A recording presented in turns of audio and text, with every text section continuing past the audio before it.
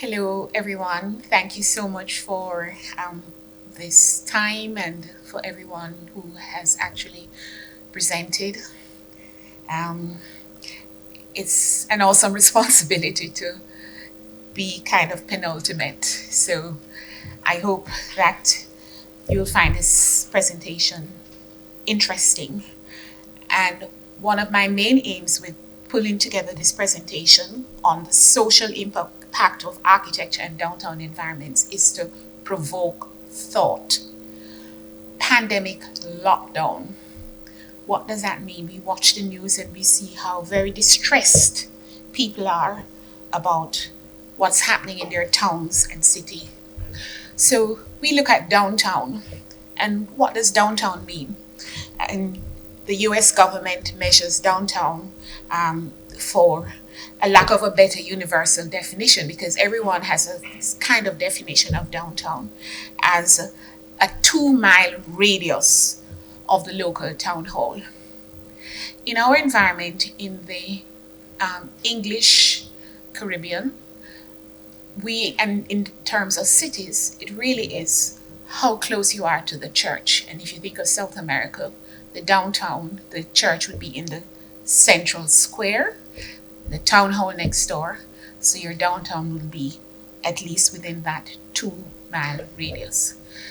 The internet has been sending us a lot of information, and I found this very interesting. I tried to find out the source of it, so I've just put source unknown, WhatsApp. We're looking at Linstead. It was described Linstead now, and we can see the kind of congestion that's taking place in our downtown areas, even in lockdown, and people are supposed to be exercising social distancing. So how do you handle the society? How does the society handle itself? These are some of the challenges that we're facing, and this paper is addressing that. Looking specifically at Kingston, we want to recognize that Kingston actually started because there was an earthquake in Port Royal in 1692, and then they went across the harbor and established the city of Kingston. And this particular map from the harbor to North Street, East Street, West Street is the initial city plan of Kingston, and it is a 2 miles high and 1 mile wide, with a central square called Parade in it. Parade was where the military did their exercises. And you can see that the city actually expanded eastward. So you find that the extension of the city went eastward, whereas on the west, they had burial grounds, slaughterhouse, and other kinds of things there. But what was key is the fact that there was surface water, land was marshy, and so it wasn't suitable for habitation. However, during our plantation enslavement period, runaway slaves would go to that side of Kingston and inhabit. And so it is a very typical pattern of downtown cities, because that section of Kingston was close to the wharves, and the land was swampy, and people would move in, which we now call informal settlement. It was also the place where of refuse, the dump solid waste for the city. And so that was another subculture of economic activity. And that pattern for a port city like Kingston operates across the world. So let's see. In the city of Kingston itself, which was a grid pattern, and they had wide streets and small lanes going north, south, and east, west. You had the merchants who would have their shops at the bottom, and they would live upstairs. So the city and the downtown parts of our cities have traditionally been the center of residential and commercial and mixed activities, entertainment, and everything throughout the history of the nations. So let's come back to Kingston and look at the western side of Kingston. What happened is that the kind of informal dwelling that were established along there became formalized within the 1930s, especially after the 1907 earthquake that destroyed Kingston. And so we found persons would live in a small area of about 10 by 10. And so the housing authorities just formalized the 10 by 10 box for an entire family. And so we have seen over the years, including after independence of Jamaica in 1962, that entities such as the Ministry of Housing and others would begin to establish what they call sites and service and informal low-income housing, and they would begin to formalize the space. So we find an entire space of 1,000 square foot was given for a family of 5. And what they did was to put 2 of these spaces together with a party wall in between. And in our informal areas, we found the genesis and evolution of what we now consider in the upper sections of Jamaica to be the townhouse development. So we find that the kind of patterns and institutional development of housing for lower income also began to be placed in the upscale, including Highrise in Trenchtown, and those places were some of the first areas of Kingston that had Highrise. So when you talk about lockdown, what does it mean? The design of our communities, and especially in those areas, the communities have always been in our environment an external one. They lived in the outside. So when you tell a community that they must stay indoors, it is against everything, the nature of the environment. The houses were designed in such a way that they were so small that the most important activities took place outside of the house, day and night. So the house was only for sleeping. So if we are presenting a scenario for lockdown, then our authorities need to respect that the design and the built environment of many of these residential communities have been done in such a way that people don't stay inside. And we see the news where people are so upset. And the other thing is that there were communal activities. For instance, bathrooms were communal because it's just 10 by 10 for sleeping. So there were shared bathroom, shared kitchen facilities. And in many communities today, people are not necessarily cooking, and because the kitchens don't work anymore. And so what happens is that on the corners, you have the curbside chefs who then feed the community. So if we're considering the lockdown in our built environment, in our downtown residential areas, then we have to factor in what is the geography, what is the demographics of this operation of a daily routine of people. And so I think it's very important for us to bring home this point to our authorities so we don't have the unfortunate situations of police officers harassing people who are simply trying to wash their hands because some of them, the houses don't have running water, or to get some foods because they don't have a kitchen and they have to go across the street. And also the trees, as you can see here in the design of some of these cities, these layout, was very important because a tree provided shade, and that was the area where families, and this was extended family, meaning the household plus the community, would eat and do everything in the shade of a tree. So therefore, we're looking at an environment, and if you say lockdown, the lockdown should include all these components. It is not going inside the 4 10 by 10 walls of the house in a number of our residential communities in downtown. And we're speaking across Jamaica and many other nations in the world. Let's move very quickly and see if we have situation where, and we see this happening, that there is not enough land space and so on. So we see over the years that downtown areas began to have high-rise architecture, buildings of over 4 stories. A high rise is anything that's over 4 stories, because up to three require you can use a staircase. Over four and over, you need an elevator. And so you have now the proliferation of high rise, and they're getting higher and higher.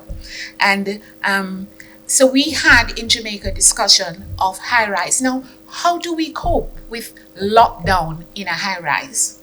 In fact, it's very interesting that there is an article which was actually done on the mental state of high-rise buildings, written by Lacombe, Etienne, Logan, and Prescott and Howitt in 2019, High-Rise Apartments and Urban Mental Health, Historical and Contemporary Views.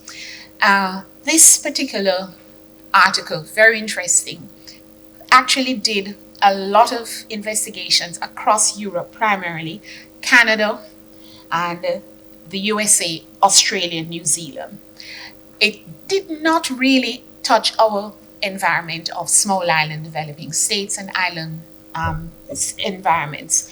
However, what they found was that there was a lot of mental health and stress, particularly among women, and they also found that in the high rise, if the people did not have access or even views of green space, that the situation was unbearable for residents in high rise. So if we think of lockdown, we have seen those various WhatsApp about what happens in the elevator and the fact that elevators are not necessarily properly sanitized.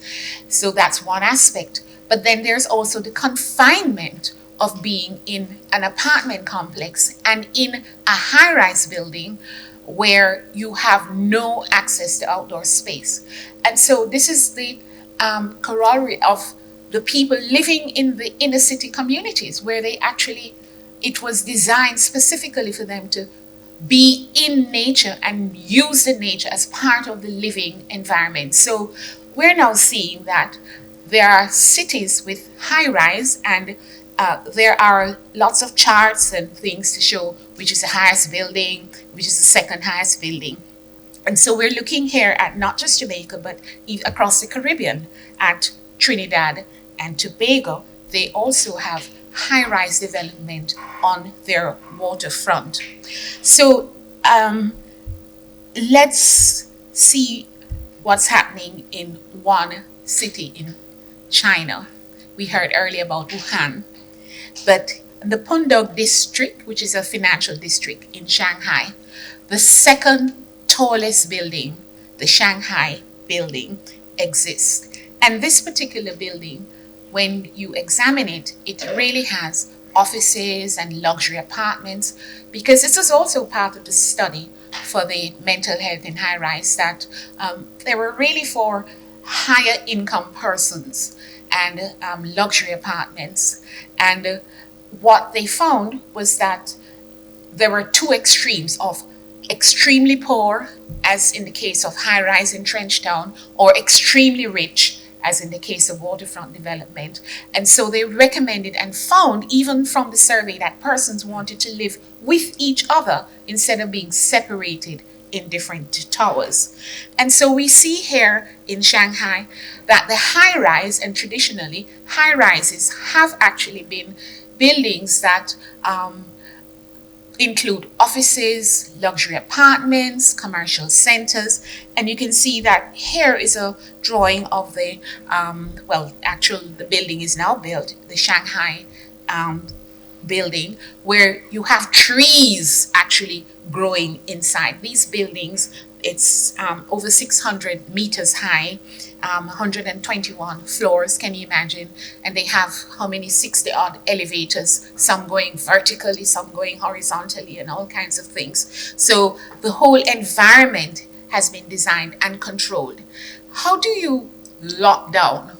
And if you were to lock down, it means that there must be some kind of consideration for the whole man to be able to use and to live in it. So we have to really begin to think about how we plan our cities, especially our downtown areas, and in pandemics, how you handle and treat and anticipate these things.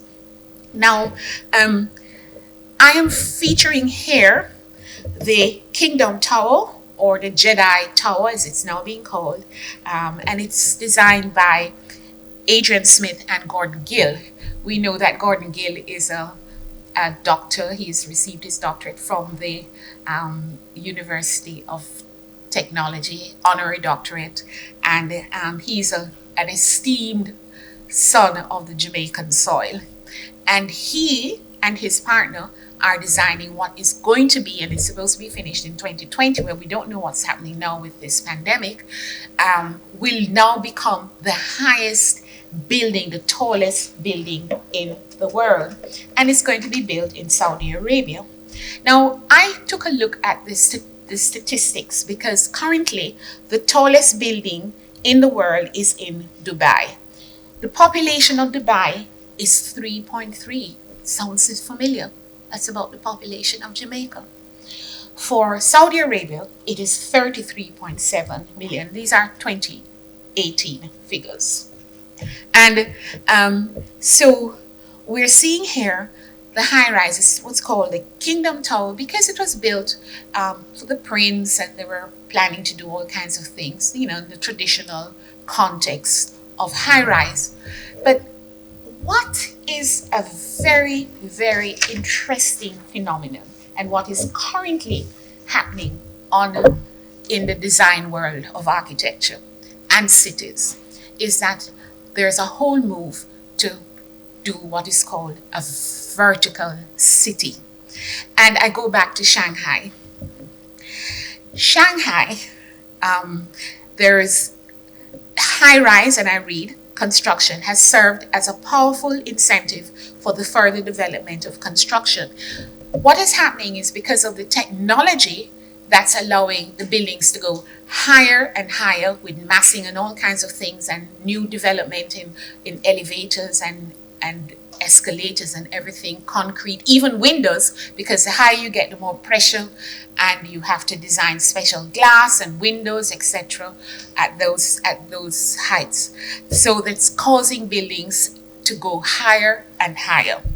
And so these now are being called mega high-rise clusters, and I've highlighted, in which people can stay for a long time with no need to leave it. So you're talking about a pandemic, and you're talking about a lockdown. Buildings are now being designed as cities, one single building. I love to use the word one dege building is being designed as a city. And it is designed in such a way that it is wholesome. It's a new concept of developing the form of a vertical city. It has transportation, it has agriculture taking place in it, it has everything inside of the building. Is that this particular building, called Extopia, can house 200,000 people with an additional 50,000. So you're talking about one building that has the total population of Kingston, a 300-story building. And as it was done and showcased on Discovery Channel in 2010. But since then, we have had the Shanghai Tower. So you can see how they've juxtaposed this against the Shanghai landscape.